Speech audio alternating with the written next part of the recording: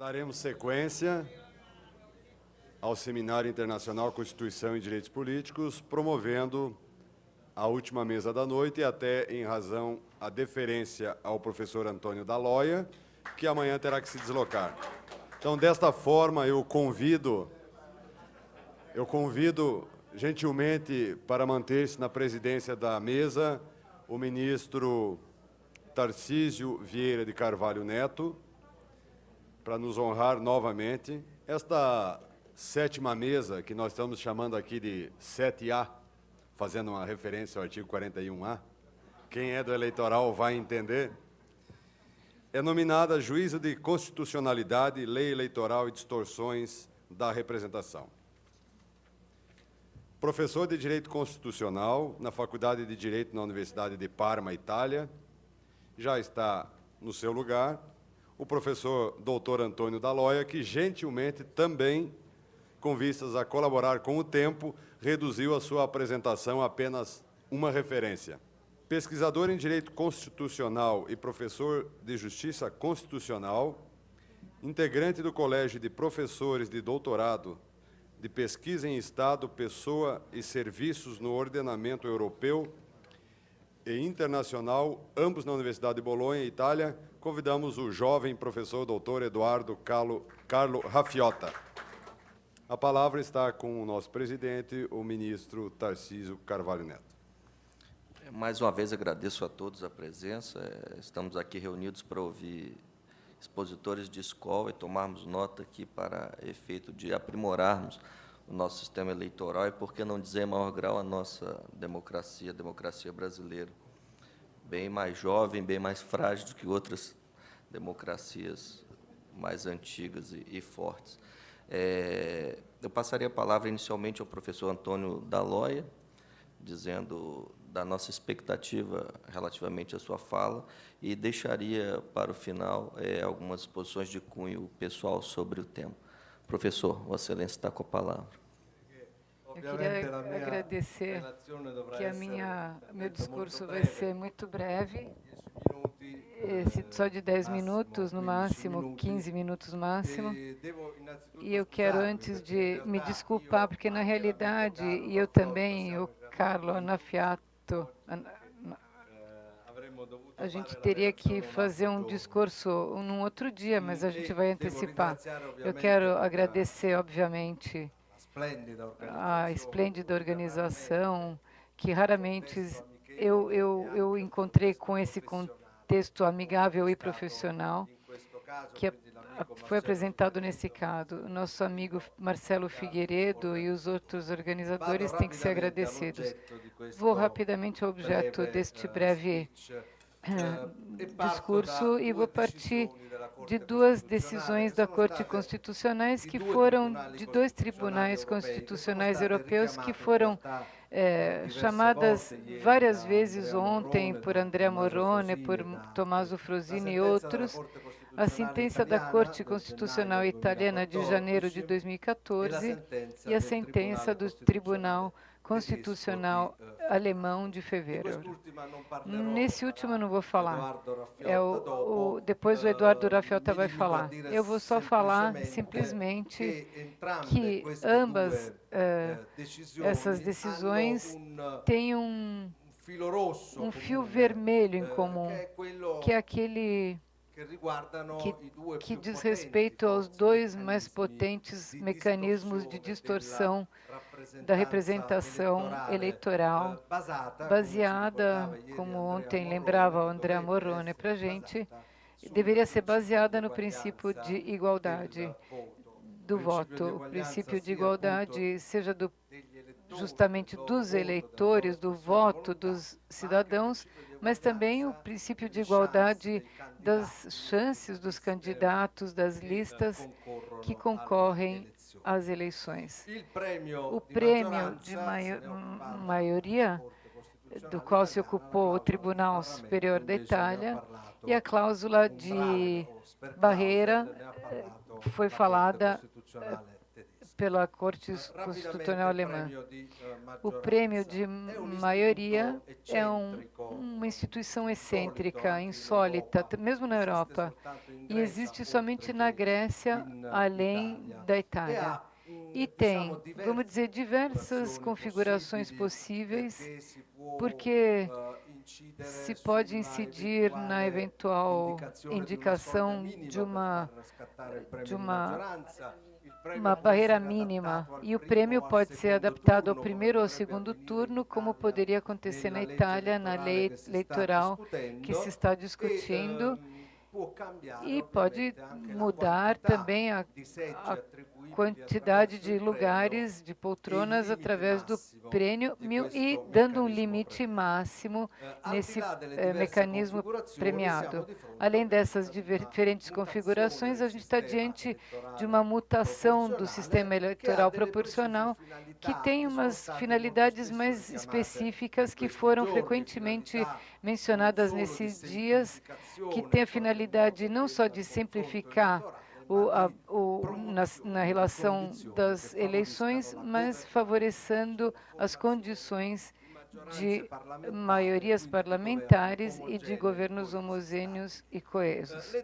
As perguntas que eu vou tentar responder de forma rapidíssima, e depois vai estar tudo por escrito, são: um mecanismo como esse é compatível com a Constituição e até que ponto é compatível?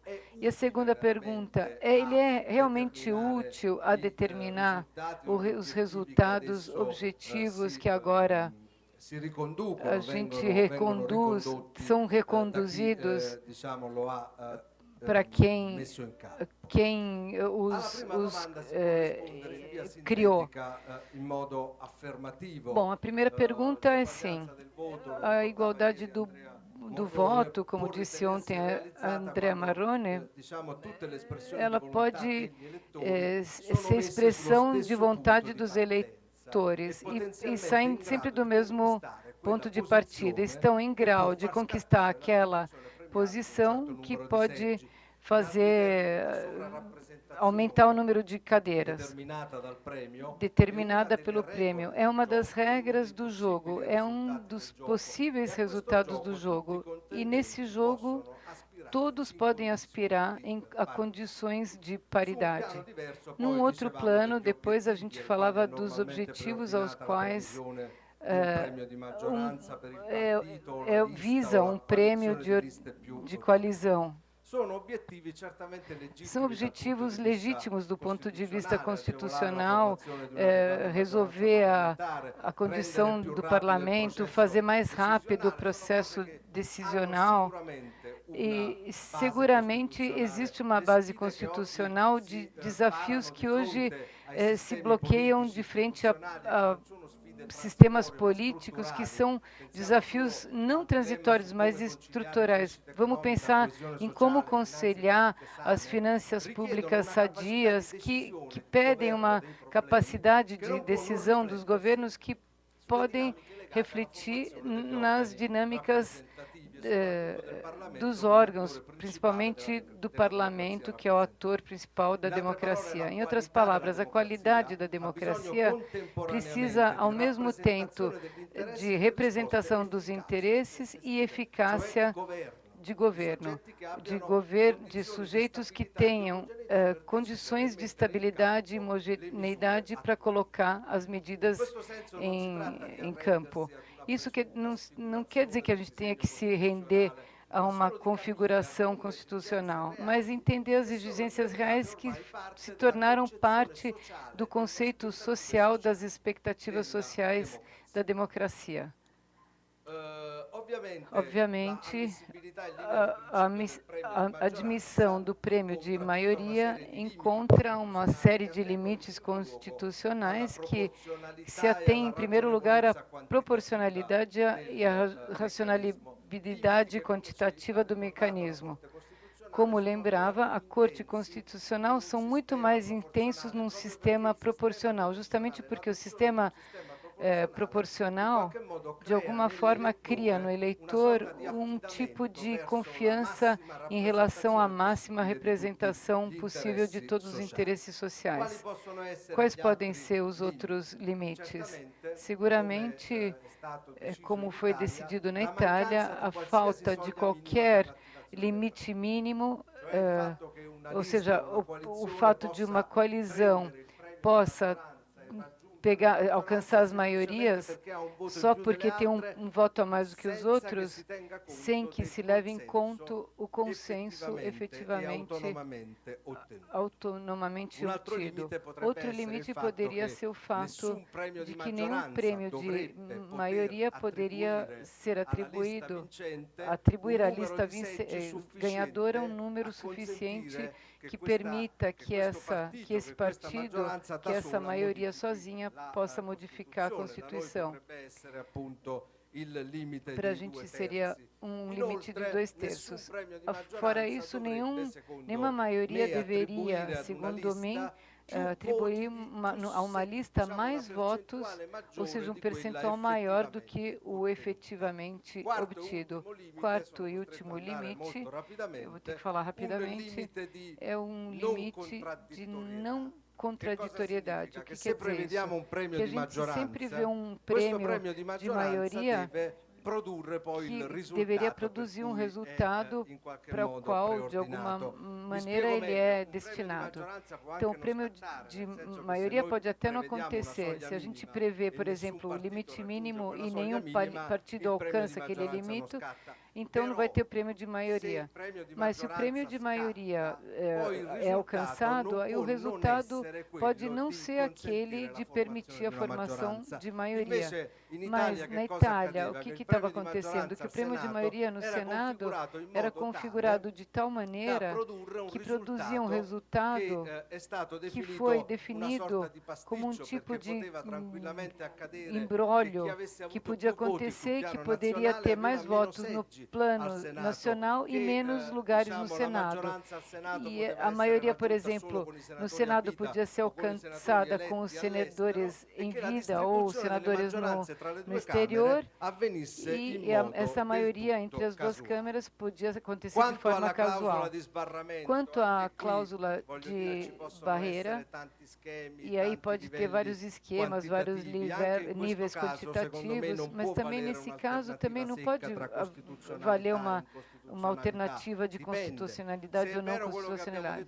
Bom, se é verdade aquilo que a gente disse antes, que a capacidade do governo são a base do quadro político, e se é base, é parte da qualidade da democracia, é inconstitucional a existência de mecanismos que hajam no resultado ou no plano da participação e distribuição das vagas do parlamento, reduzindo dessa maneira a plateia dos partidos que obtêm lugares, produzindo um efeito seletivo e de simplificação que pode até ser positivo, porque vamos falar que frequentemente um organismo político é um pluralismo instrumental, ou seja, não existe realmente um pluralismo de ideias e posições. É difícil estabelecer aqui também quais são os níveis de tolerância da cláusula de barreira.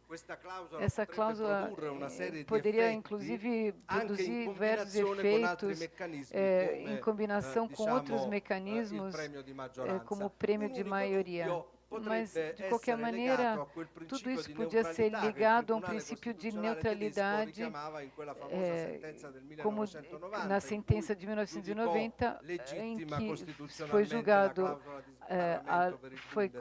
foi legitimada a cláusula. Desculpa. A gente tem uma fotografia perfeita, mais ou menos lógica do que é o consenso popular, e é possível que a introdução de cláusulas de barreira produzam o que a Eneida ontem dizia, chamava de fraudes da Constituição, tentando golpear alguns partidos e privilegiar outros. Em ambos os mecanismos existem, além dos limites de constitucionalidade, algumas dúvidas nos êxitos práticos. Por exemplo, a cláusula de barreira, a primeira coisa é que se tem uma cláusula e muitos partidos não a superam, a gente não vai ter um efeito de simplificação do quadro político. Isso também pode ser colocado num outro nível sucessivamente no parlamento com... Isso significa que não basta somente a cláusula de barragem, mas precisa de outro tipo de regras que atendam os financiamentos da vida dos grupos e assim por diante. Eu vou mais rápido, então, na conclusão, para deixar espaço também para Eduardo Raffiota. O que eu gostaria de concluir? Que os sistemas eleitorais são muito delicados e, no fim, são chamados a realizar um difícil equilíbrio entre instâncias de representatividade e exigências de estabilidade das maiorias parlamentares dos governos. Os mecanismos para poder incidir nisso tem que ser mais simples e podem ser tolerados também na sua capacidade de distorção do princípio do cidadão. Desse ponto de vista, não dá para estabelecer a priori quais são os limites dessas operações, porque a linha de limite entre lógica e não lógica é uma linha muito fluida que depende de contextos políticos e sociais que a gente ainda vai ter que discutir. Essas técnicas sozinhas não bastam. Os movimentos da política, as oscilações de um sistema político entre pluralismo virtuoso e fragmentação controlada e excessiva podem acontecer em níveis das regras constitucionais e legislativas, além da história política e da cultura social de referência. Para concluir, então, a gente pode dizer que as regras podem resolver esses processos, mas seguramente não podem criar novos. Desculpem obrigado e desculpem pela brevidade.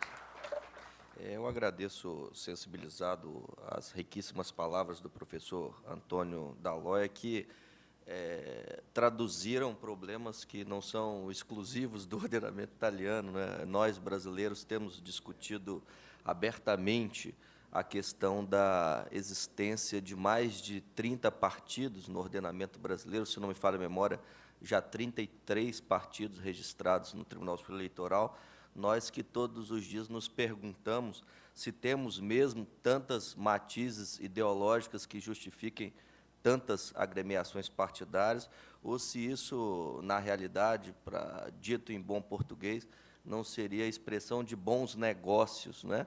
Já que eles, partidos políticos, além de deterem, em termos constitucionais, por exemplo, legitimidade para ajuizamento de ações diretas de inconstitucionalidade, eu mesmo já fui vítima de um pedido de contraprestação financeira de um desses partidos para emprestar a legenda por meio da qual nós discutiríamos um tema de expressão nacional.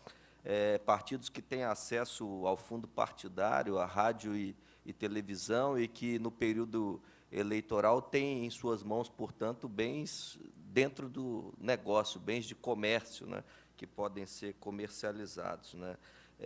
Esse tema ferido pelo professor Antônio D'Aloia, da governabilidade, tem sido traduzido também no ordenamento brasileiro, na pluralidade de ministérios e secretarias, não só no âmbito federal, mas igualmente nos âmbitos estaduais e municipais, de quaisquer governos, em quaisquer períodos recentes da nossa história, para albergar justamente representantes desses partidos em prol de uma governabilidade que acaba arcando com um preço muito caro para essa democracia, na justa medida em que os representantes, às vezes, não tomam posse nos cargos, mas tomam posse dos cargos, não para servirem, mas para dos cargos se servirem.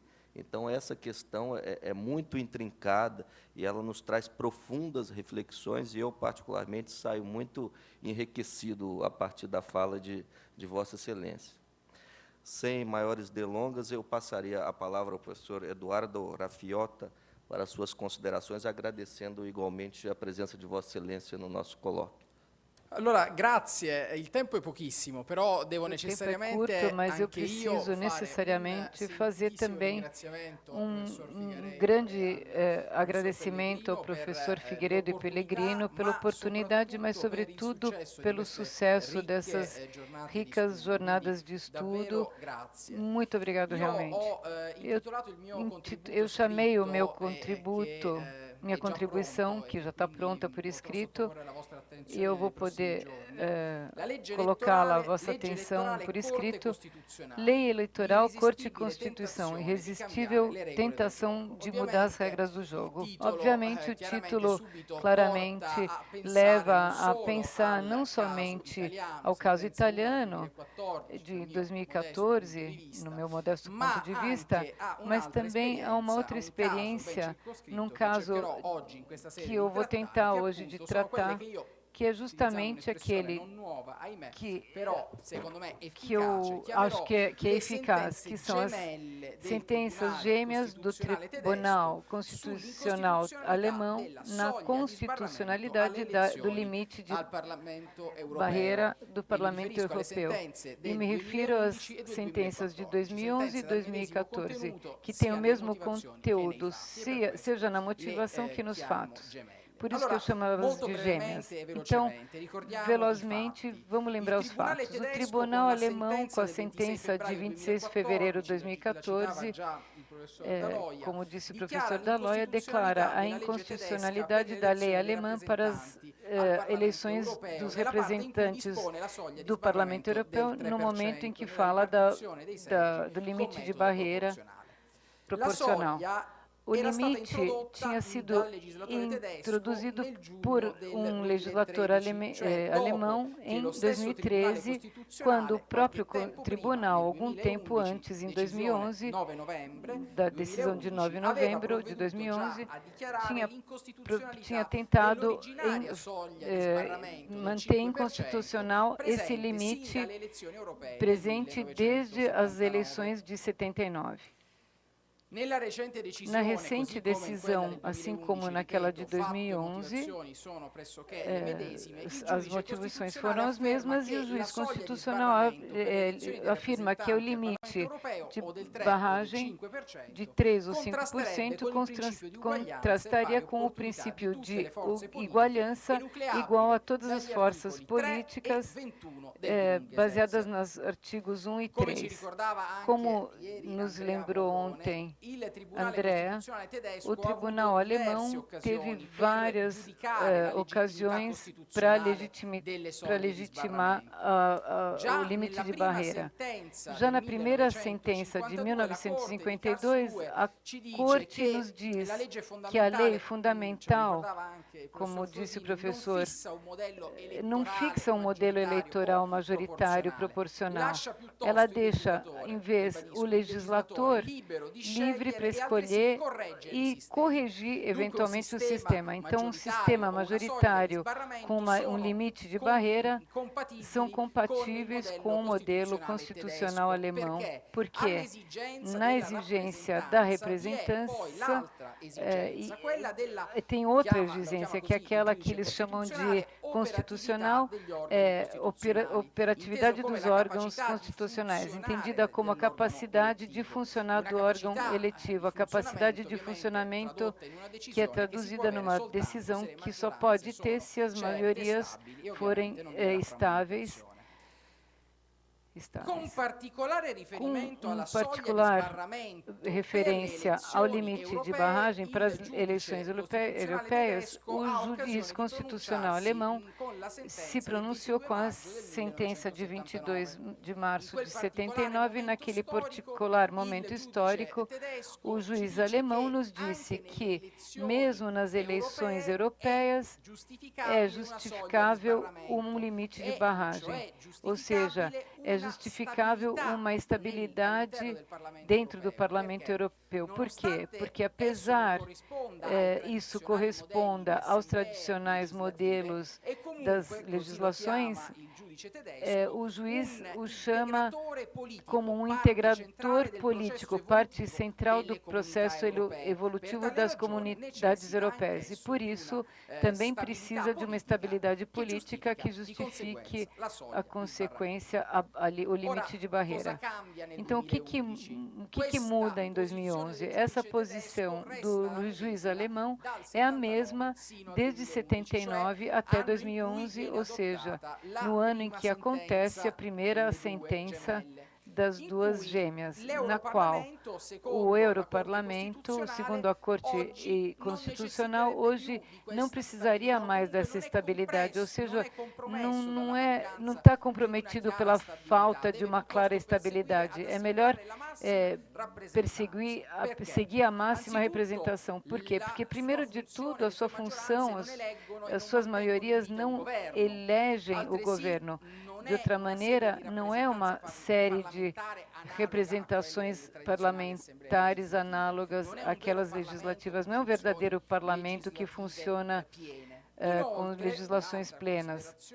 E outra coisa que nos deixa muito perplexos é que, tradicionalmente, o juiz alemão no Parlamento Europeu sempre teve uma maioria bastante estável, dada pelo resultado de 60% mais ou menos das forças principais do Partido Popular Europeu e do Partido Socialista Europeu, e por isso parlamentares individuais formam uma maioria de fato sempre presente. De qualquer maneira, não são lugares de parlamentares homogêneos, mas são grupos políticos. De qualquer maneira, presente in ogni caso all'interno del Parlamento europeo. Benissimo. Essas decisões parecem evidenciar muitas das questões que esses dias foram comentadas. Eu vou parar somente nessa que eu falei da relação e o contraste. Eu vejo também um contraste entre legislator e juiz constitucional. De qualquer maneira, é bom enfatizar esse contraste. Os juízes constitucionais, ele bloqueia o limite, o legislator, em 2013, introduz novamente esse limite, tentando de deixar em segundo plano o ditado da Corte Constitucional, então diminuindo a cláusula de barreira, e depois, algumas semanas e antes das próximas eleições, em 25 de maio, as eleições europeias, ele declara novamente a inconstitucionalidade. Evidentemente, aqui a gente tem que levar em conta o contexto onde toda essa posição do tribunal alemão se insere. Ou seja, muitos observaram, e é muito evidente, que as próximas eleições europeias serão uma passagem crucial para a integração europeia. Então, um parlamento... É claro que a estabilidade não depende somente da Alemanha, mas se não fosse por outra coisa, bastava só diminuir um pouquinho o papel da Alemanha, me parece um efeito que apresentaria uma certa importância, porque, como eu estava dizendo, isso é... Em 2011, mas também em 2013, há uma justificação da sua decisão dizendo que na legislação eleitoral existe perigo de que a maioria parlamentar do parlamento se faça dirigir, guiar, em vez de considerações do bem comum, mas por um objetivo de preservar o próprio poder. Se impõe, e, portanto, um controle de legitimidade constitucional. Então, não há dúvida de que seja necessário e lícito o controle do juiz constitucional. Esse controle, porém, tem que vir quando realmente tem esse perigo. Ou seja, eu pergunto para vocês, o limite de barreira às eleições europeias é um instrumento que permite a maioria atual de manter o poder, e com esse limite de barreira haveria outra saída? Por tal motivo, me parece entender que eu vou concluir agora que, provavelmente, se for necessário e lícito o controle de constitucionalidade na barreira eleitoral, isso deveria representar uma extrema razão, mas especialmente nos momentos em que os juízes constitucionais não têm uma legitimação ou uma legitimação limitada, e do resto, como dizia o professor Frosini, essa é uma matéria fortemente política. Ele a chamava justamente Bundnorm. As regras da representação significa intervir muito na política do parlamento, limitar as maiorias ou não permitir que as maiorias incidam fortemente em qualquer outra decisão política. Então, não queria dizer que a matéria eleitoral deveria ser uma zona de juízo constitucional, mas poderia representar um setor para deixar possivelmente a determinação do órgão, eu diria até de natureza competente, o parlamento. Muito obrigado. Nós aqui no Brasil também temos uma preocupação bastante acentuada com o tema da cláusula de barreira, ainda que focado o ambiente interno do país. No ordenamento italiano, além da preocupação interna, há uma preocupação com o ordenamento superior da comunidade europeia. Eu agradeço bastante as duas participações e convido o auditório em querendo a fazer uso da palavra para eventual complementação.